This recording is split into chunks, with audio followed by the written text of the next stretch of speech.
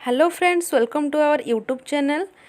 आपणको daily life रे आपण जहाँ सब करुँच ताकू नहीं आम किसी टिप्स बनईचु। तेबे आसनु देखि नबा कौन रही आज टिप्स।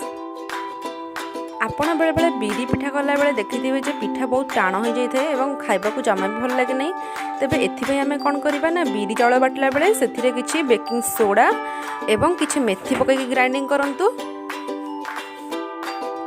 देखिए पिठा बहुत नरम एवं खाइबा को बहुत टेस्टी लगे। भिडियोटी देखा पूर्व आम चैनल को लाइक शेयर सब्सक्राइब करने को जमा भी भूलु नहीं और पाखर थी बेल आइकन को क्लिक कर दिखाँ जहाँद्वारा आम सब नोटिफिकेशन आपन पाखे खूब शीघ्र पहुँच पार। देखिथे आप रोसई कला बेले रोसई कौन सी अन्यमनस्क हेतु राग हो जाए और खाइबा को बहुत राग लगे। एथिपाई आमे कौन करबा ना एथिरे किछि क्षीर जातीय द्रव्य बा दही मिसेले भल जहाँद्वारा रागर परिमाण कमिज।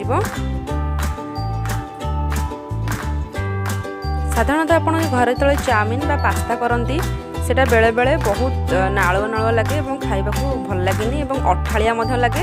तेबे एथिबे आमे कौन करबा ना एथिरे रांधिला बेले किछि सोरिष तेल पकई दियंतु।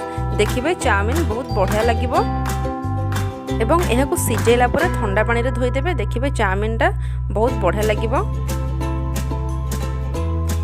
एमती नुआ नुआ टिप्स नहीं आम आपण पाखु पुणी आसबू। रोचु नमस्कार।